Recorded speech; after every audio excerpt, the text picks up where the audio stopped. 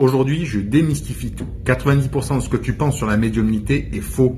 Alors, je vais être tranchant sur les choses et je risque de ne pas me faire que des amis. Reste bien jusqu'à la fin, je t'explique tout. Parce que certains médiums sont dans la manipulation et d'autres non. Et ça, c'est important aussi de le reconnaître. Et parfois même, certains de ces médiums qui sont dans la manipulation ne s'en rendent même pas compte eux-mêmes.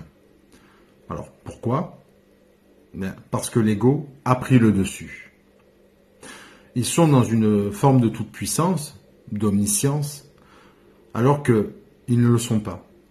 Personnellement, en tant que médium, on reste des canaux, des outils disponibles. On est simplement un canal prêt à être utilisé. Ce n'est pas nous qui dirigeons les séances de voyance, de tarologie, de guidance ou autre. Quand je fais de la voyance, pour des gens, que ce soit en tarot ou en cartomancie classique avec des oracles, je me rends juste disponible pour ce qui doit arriver et ce qui doit ressortir. Je ne cherche pas à influencer, je ne cherche pas à anticiper, je ne cherche pas à projeter quoi que ce soit. Ce qui vient, vient avec justesse.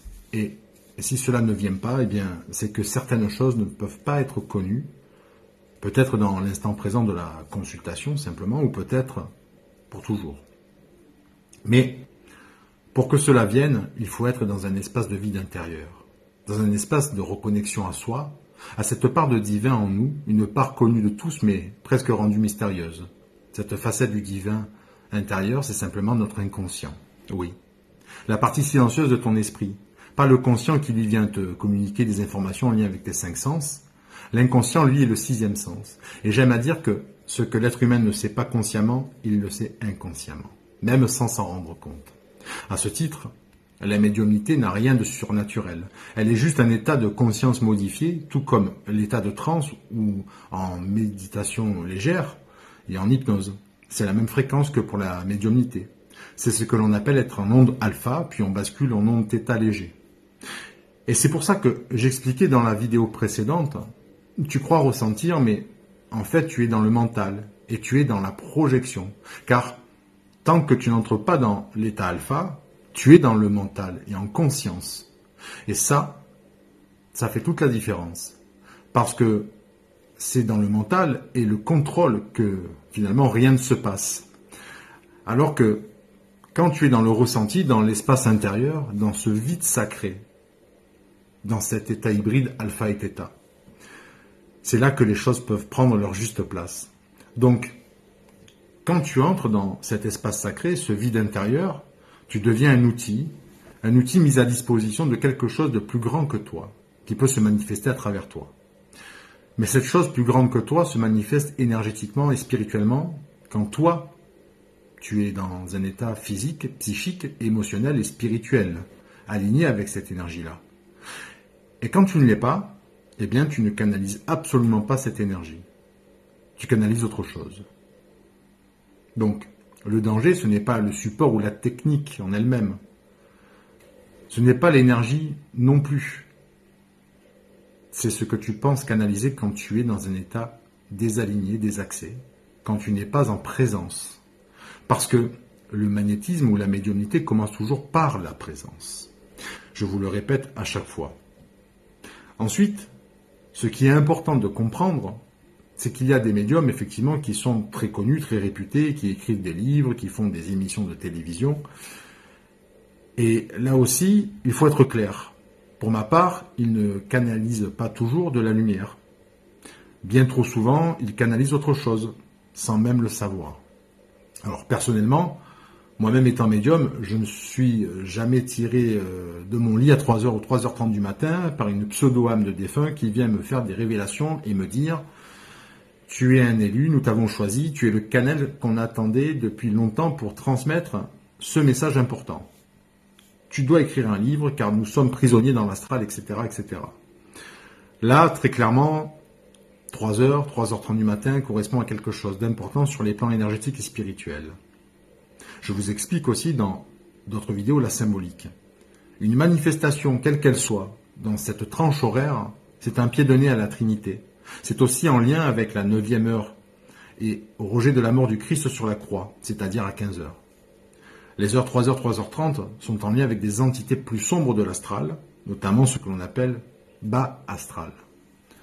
Donc, quand vous êtes tiré de votre sommeil en pleine nuit, qui plus est, quand vous sentez que l'on vous touche aussi par une entité, par quelque chose qui veut vous parler en insistance, eh bien, ce n'est pas sain, jamais.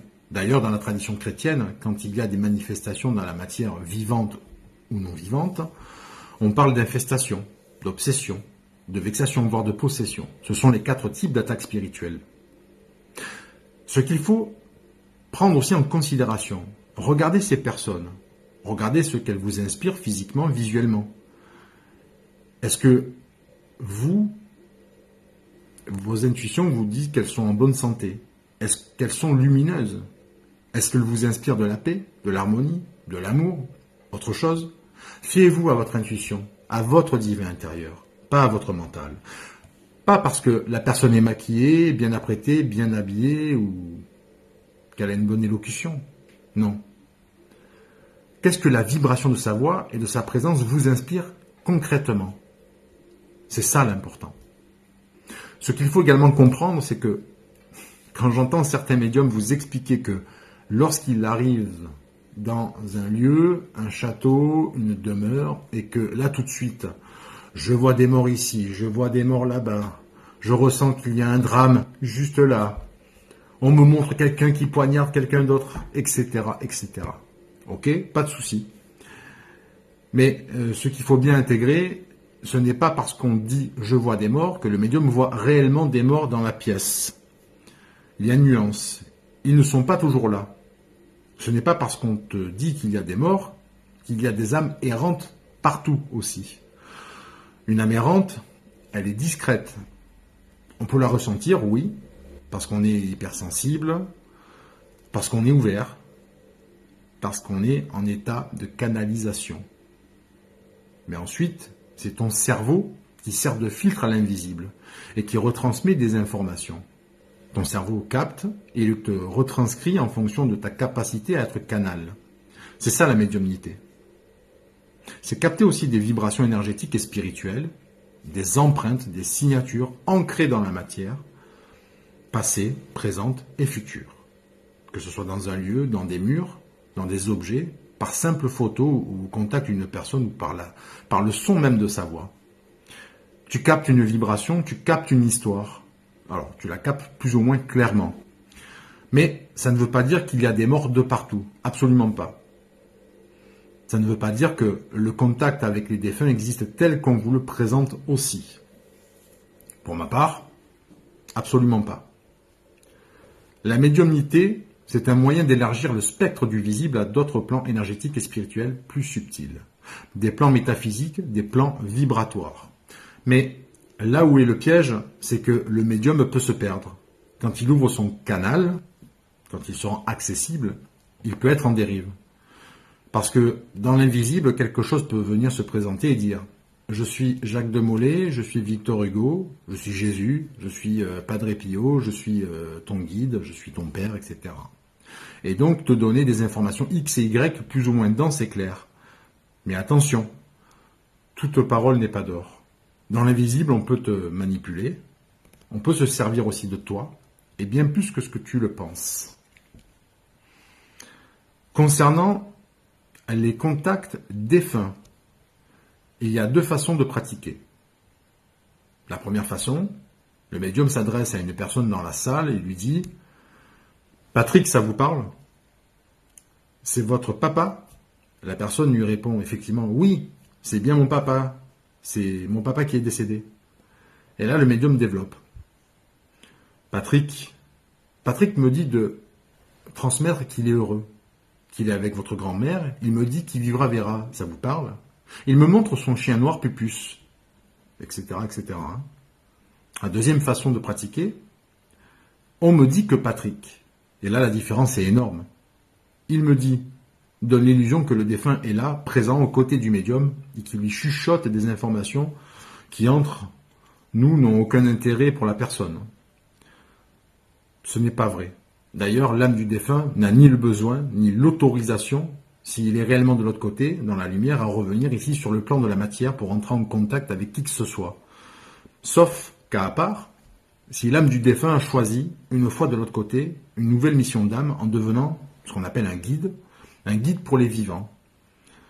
Ce qu'il faut comprendre aussi, c'est que une âme de défunt est autorisée à rester sur le plan terrestre, effectivement, pour un temps donné d'environ 30 jours en moyenne.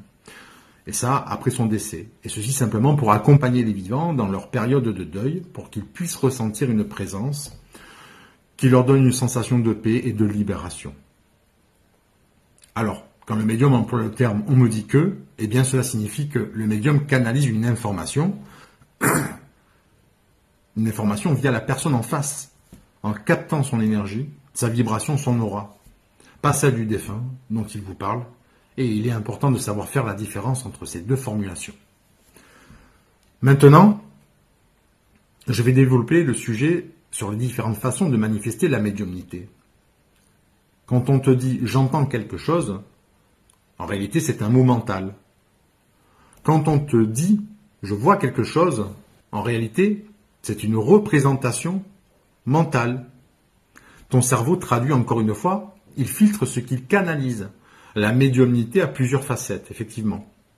Il y a la clairvoyance, la clairsentience, la clairaudience, mais en réalité, c'est un ensemble dont on dispose tous. Par exemple, un magnétiseur est médium, et un véritable hypnotiseur est un bon magnétiseur aussi. Pas dans la capacité à manipuler, à projeter des suggestions, mais plutôt dans la réelle vérité, à capter la sensibilité chez l'autre.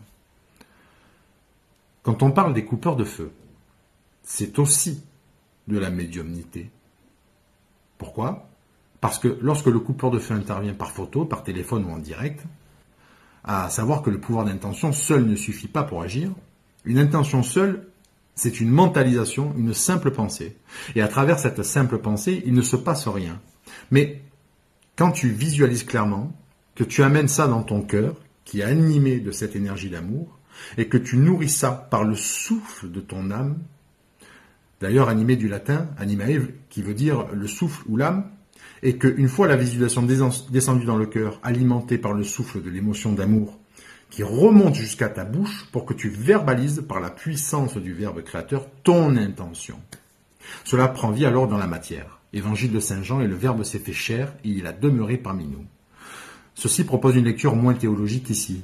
Le Verbe créateur, par la puissance des deux précédents leviers, la visualisation et le souffle animé par l'amour, vient s'incarner et prendre vie, et il en est ainsi. Le Verbe est un son, le son devient une vibration, et la vibration devient énergie.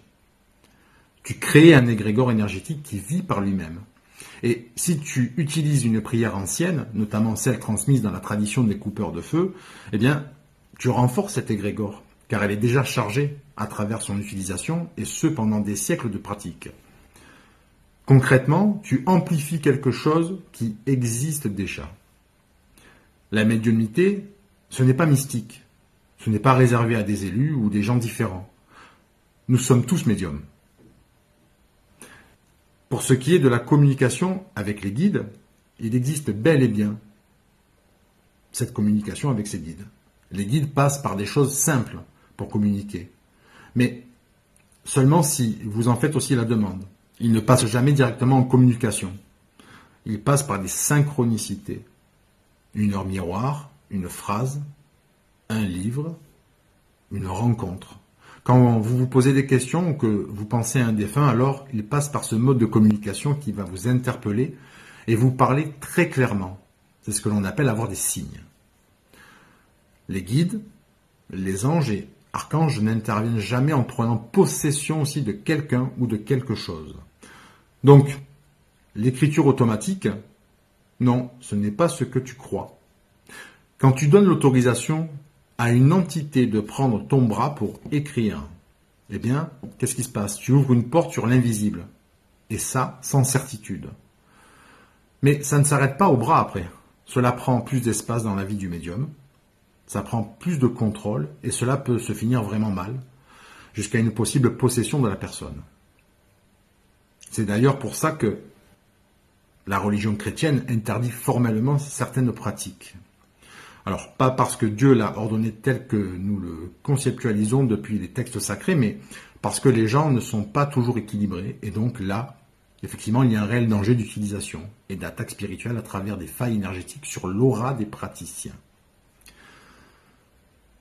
Pour accentuer la chose sur le fait que lorsque je débat sur ce sujet avec des croyants plus que rigoristes, il y a du rejet de leur part, car ils s'alignent uniquement sur la forme des textes sans chercher le fond réel.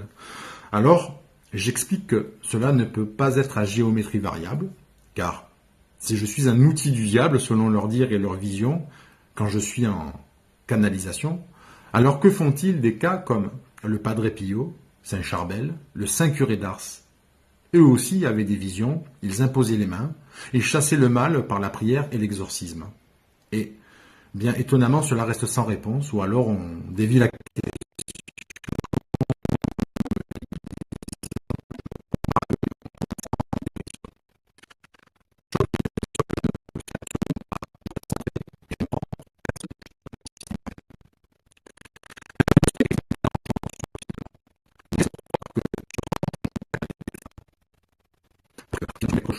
Et que si tu n'es pas aligné psychologiquement,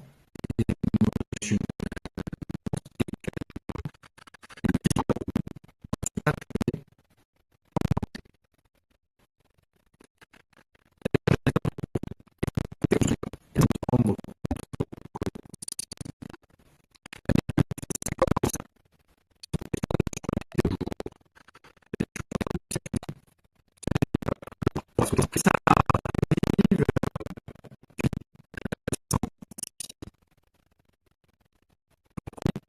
c'est l'unité. Et je doute que le démon vous ait partagé un ressenti sur la météo à venir. Donc oui, nous sommes tous médiums. Mais ça se travaille aussi la capacité médiumnique. Aujourd'hui, il m'arrive souvent aussi d'accompagner des thérapeutes qui partent en dérive. Parce qu'ils ouvrent des portails sans être alignés. Le véritable problème n'est pas la médiumnité, peu importe sa forme. Le véritable problème est comment vous vous situez quand vous utilisez cette médiumnité. Si vous voulez continuer de me suivre, vous pouvez vous abonner à la chaîne. Donnez-moi votre avis en commentaire. Et si vous connaissez des médiums réputés, eh bien, n'hésitez pas, identifiez-les. Je suis curieux d'avoir leur avis sur ce sujet et de débattre avec eux. Et souvenez-vous d'une chose, le magnétisme commence toujours par la présence. À très bientôt.